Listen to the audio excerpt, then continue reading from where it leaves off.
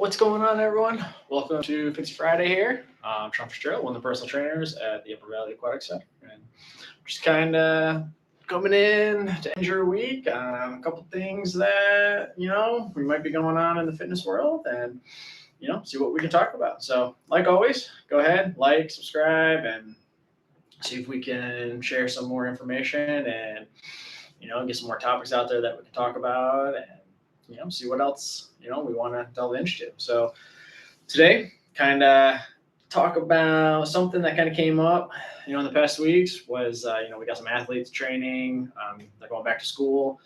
So some things that came up was actually getting big, making you slow, right? So it was a very kind of interesting topic that got brought up. And, some people believe that when you bulk up or, you get bigger, you actually become slower. So it was a very interesting thing to kind of have a little chit chat about. So I thought we'd kind of bring it up to this table and see, how it goes from here. So, kind of the background is that, I guess trying to analyze is the smaller you are, the faster you can be. So, or when you take a look at your Emmitt Smiths or your running backs that are like 220 and they run say a 4.240, right? So it's kind of take it with a little bit of grain of salt that you getting bigger, you adding more weight to your lifts, you getting stronger does not necessarily mean you are getting slower, or doesn't mean you're going to get faster either, right? So it's based off of your program, how it is designed, and are you actually doing things to make you faster. So, well, let's take a dip in and see how we can kind of sort through all the madness, right? So, senior in high school, or you're kind of at that later age, junior, senior, going into college here pretty soon. So, the key thing to remember is, what are your lifts? What's your program? What is your goals? And what are you doing to obtain those goals, right? So we want to be faster, right? Bigger, faster, stronger, right? That's kind of the three things that they're always looking, every athlete's looking for, right? So, well, how do we get big, right? Well, training age is going to be important, right? If you're a junior in high school, really, how long have you been lifting, right? Have you mastered your basic lifts? We got to take a look at that. Got to make sure that you're actually able to, when you transition into your college program with your strength coach, you're going to probably be bench pressing, squatting, deadlifting. So have you started building your foundation on those, right? So, kind of here, with a little bit of my background and kind of what I've gone through, we take, if I got some athletes, it's literally I'm trying to prepare them for what their strength coach might be introducing to them, right? So, do I do a lot of barbell bench pressing? I usually don't want to. I prefer a dumbbell. That's just my choice, right? But I'm going to have my athletes do barbell because they're more than likely are going to be seeing it with their strength coach, at their college. So they're going to do it. I just can't be like, no, I don't believe in it. I don't like it. I don't want it. You're not doing it all summer. And then you go into fall, pre-testing, anything like that. And then, you got a barbell, so it doesn't really make sense. I'm not doing the athlete a favor. You got to be able to train it and get them ready as much as you can. So that's the other thing. So junior, senior in high school, are you doing your basic lifts? Have you been taught the proper way of doing it? Are you doing anything else?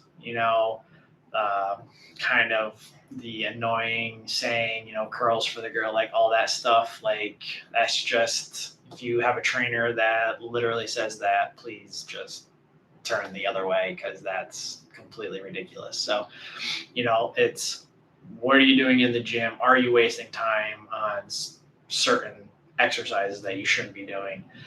And how are we building that phase up? So, right, so you got to build your basic movements. You got to be able to, basically squat, hinge. You're going to push, pull, carry, lunge. You got to be able to do all of that. Like those are all your basic movements that you have to be able to accomplish, right?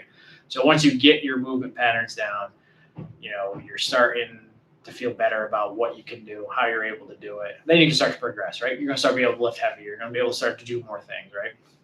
So we want to make sure that we build those foundations. We're ready to go. Then we can add, the next layer on it.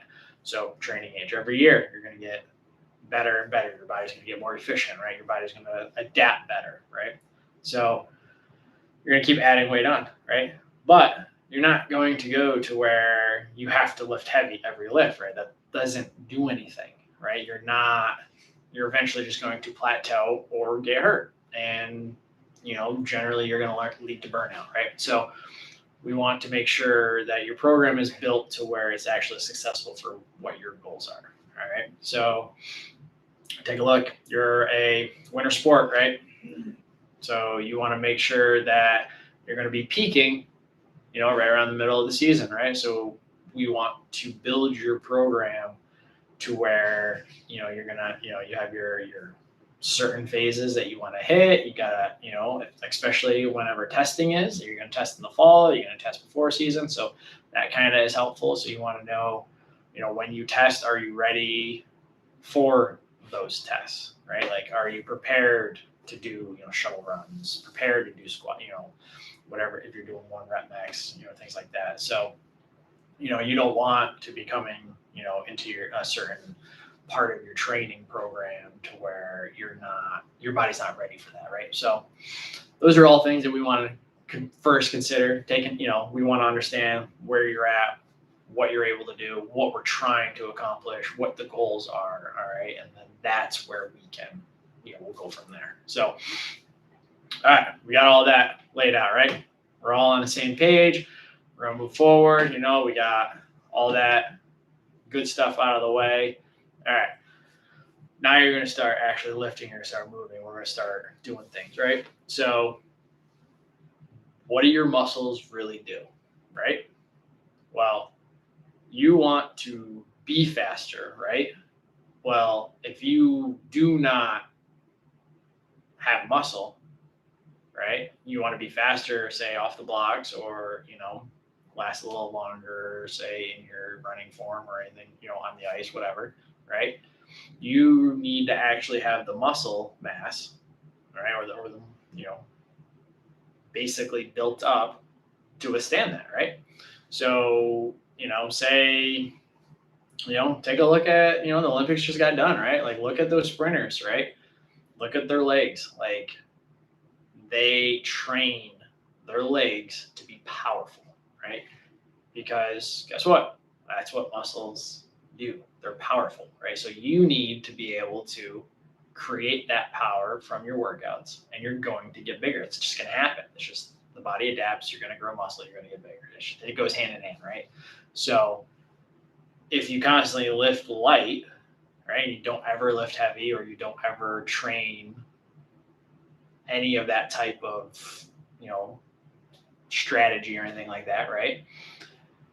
You'll never actually be able to develop that power to be able to get you the speed that you want, right? So you got to play that game, right? You got to build muscle. Once you're building muscle, you're going to create a power, right? It's going to be a power source, right? The more muscle you got, the harder, things can go, like, right? The bigger they are, the more they can move, right? And then that in turn would create your speed. So of course there's going to be more that goes into it, right? That's just kind of layman's terms and just kind of the basic principles. But you need to be able to build up your muscle, get bigger, right? Your body's got to be able to produce that force, right? Especially take a look at this. How much force is going from, say your body to the ground to push off, right? The more you got, right, the faster you go. The more, the more your feet stay off the ground, you just push, keep pushing, right? And you're going to push off, you're going to go farther, you're going to go faster, right? You're going to go harder, right? So then you need to take a look, like how much might be too much, right? You still have, big guys, get those linemen, right? Whether they're in college, pros, whatever, right? they produce a lot of power and are still able to get up and going, right? And they're still pretty big, all right? But you need to take a look at how big might be too big for what you want. Like rugby. Those guys are strong and they're powerful. Bigger is key, unless you're out in the wings, right? Then those are more your speed guys, right? So same thing, linemen, running backs, right? Linebackers, things like that, right? Big, powerful, right? Well, all right, go to the other spectrum. If you're soccer players, right? Yeah, you're going to develop muscle and be a little big, but right, you're not going to be like linebacker big, right? Because that's not what the game calls for, right? So you got to take a look at your sport. Hockey. Like what line are you in? What position are you in? What's your goal, right? Is a 240-pound goalie, ideal for you? Well, does it have the speed, agility, and the quickness to cover, their crease? And if it is, cool. If not, they're probably going to be a little smaller, right? So to be able to maneuver, right? Be a lot faster, be able to move, like slide around, right? So that's where we talked about earlier, what are you trying to train for? Okay. So take your sport, take your position, and figure out what works and what doesn't work. So, in soccer, probably 220-pound lineman, not ideal, right? So you're not going to train like a 220-pound lineman, right? That's not how it's going to work. Basketball players, like, well, you're going to get bigger, faster, stronger. You're going to increase your vertical, things like that, right? But you're not going to train like a lineman or a rugby player, right? So it's like, what are you trying to accomplish and what do you want to do? All right. So in turn, the more muscle you can build, the better, right? Because muscles will produce the force and the power that you are looking for to create what you want, right? So speed, agility, and quickness, right, will get better, right? Especially when you're training for that, So, go back to your football linemen, like they're not training a whole lot of, say a lateral movement, because are they shuffling 10 yards to the left and right? Well, probably not shuffling, right? They'll move, especially, if you're playing, like if you're running game and you sweep it to the left or the right, like, but lines are down, they come up, they're powerful, right? Things like that. So they train a little differently than, say, maybe a shooting guard for basketball, right? Shooting guard is, they're going to be probably on the smaller side and constantly jumping, right? So they need to develop muscles with that aspect, right? Soccer players, you got to take a look at your position, right? Goalies don't really run as much. So they're more of a spring, trying to cover, the goal. Wingers, like you're on the outside, run a lot. Forwards kind of hang out at half of the field. Midfield is kind of, so it's like where your position kind of dictates what your training is, and that is how it will dictate where you actually grow, right? So if you're a long distance runner, right, you train to run long distance. Like, you're not going to only sprint 40 meters every day, right? Because are you sprinting 40 meters or you're running long distance, right? What is your sport? You can sprint for certain different other body variables, like for the body to work on different systems, but that's another thing. But you're training the area that you need to be trained in, right? For your particular sport, your particular area. And then in turn, when you lift, you develop the muscles. Muscles in turn help create exactly what you're looking for. So if you bulk up, right, you're not going to theoretically get slower. You're going to create more muscle to create more force, create more power, right, for your sport. So now if you are just literally just going to a gym and you want to just bulk up, you're just going to train, right? You're not training to be faster. You're just training to get bigger, right? So then, yeah, you might slow down because you're not training that, right? Same thing. You want to run a faster 40, run 40s, right? Flying 40s, like, just run 40s. You want to sprint harder and sprint faster, you got to sprint, right? Same thing. If you just want to be a bodybuilder and you just want to get bigger, you just lift, right? You're not gonna train, to increase your long distance running, right? If you want to be a bodybuilder, like that doesn't make sense. You're not. It doesn't line up with what your goals are, right? So when you're able to kind of get a grasp on what you want, then you'll understand that I'm training that certain area, right? I'm gonna bench, I'm gonna deadlift, I'm gonna squat, I'm gonna, do all that stuff. I'm gonna build the muscles right up. I'm gonna do what I need to do. All right. I'm gonna get bigger because your muscles will grow, they'll adapt because you're putting them under stress. The body adapts, they'll get bigger with muscles, you get stronger, you'll be able to do more, right? And then in turn, right? So if I'm doing like a trap bar jump or something, I am training you for that movement, right?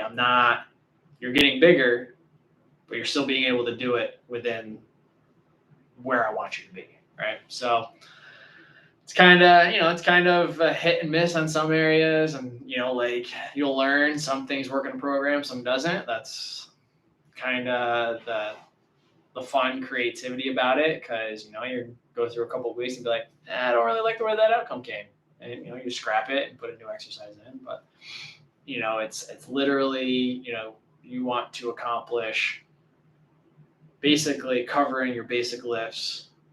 You're gonna get bigger, especially when you're just starting out, because the body's going to adapt to that stress. You're going to get bigger, you're going to get stronger, which in turn will create you to become faster, right?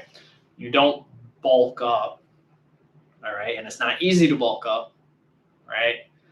You ask, ask some of the guys in the gym, that you see lifting, like, how long have they been training? How did you get that big, right? They're going to say it takes years. Like you ask some of these higher level college athletes, like, hey, how do you get to where you're at? Well, I've been training for 10 years, right? So all the high schoolers, like you got to be patient. I know it's one word that you guys don't like, but it will come. It does take time, because you got to make sure you're doing it the right way, right? Because you don't want to get hurt. If you're able to learn the basic movements and correctly, the weight adding on, it comes like that, right? Because you're doing it in a proper form to be able to add more weight and actually be able to adapt quicker and faster, right? So in turn, you get bigger to get faster. That's just how it happens. That's what you need, right? And that's what the sport demands. Ballerina, they probably don't want to get bigger. Well, you're not training to get bigger, right? They train to dance, probably increase maybe a little more muscle endurance, right? Probably more cardio, right? Because they need to be able to last as long as they can, between, depending on however long, their set might be, right? So that's the training goals, to where you're thinking of, all right, well, I'm not going to train, say, my ballerina dancer the same as I'm going to train my football players, right? Yeah, there'll be similarities in some of the programs, but and like some of the exercises, because you got to train ankles, hips, shoulders, for everyone, right? You want to hit the whole body, and you got to be able to train it to keep everything healthy. It's just how you're going to train them is going to be a little different, right? That maybe the sets and the reps and the weight and rest periods and things like that. So that's just your program variables that you're changing, but still, lifting's lifting, and it's beneficial for what your athlete is trying to do. So in turn, I hope that was a lot of kind of information, a lot going on around there, but getting bigger does not mean you're getting slower. All right. So the stronger you get, the faster you can become. All right. It's just as long as you train it the right way, you have a plan, you know what you're training for, you'll be good to go. Right. So that's really how we do it. All right. And, you want to be faster, run. You want a faster 40 yard time, you need to run 40. You got to run your sprints, right? Train fast, you'll get fast. Like that's how it is. You want to get bigger, train to get bigger. So it's not too crazy, not too complex. It can be very simple, but I know sometimes a lot of the fitness industry makes it out to be you gotta do all this crazy stuff, and you really don't have to. It's not like that. It's a couple variable, a couple things that we tweak and we play with, and make sure we hit certain areas, and and then you'll be good to go. So I hope this was pretty knowledge based to kind of help you, and kind of debunk that myth that getting bigger does not correlate to getting slower. It doesn't work like that. All right, building muscle is extremely beneficial for you for a lot of reasons, but creating more muscle can create more force, creates more speed, right? It just goes hand in hand. So hope y'all kind of enjoyed this little segment. All right, we'll come back next week with something new. We'll see what's going on in the world of the fitness industry. But, like always, go ahead, like, subscribe, right? And, try to share as much as we can. And, it's Friday, so hopefully everyone had an awesome week. Get ready for the weekend. Some people got long weekends. Enjoy that 3-4 day weekend if you're lucky enough. If you got to work, it just kind of happens. But you know what? You enjoy the time when you can, and we'll see you guys next week. All right, have a good one.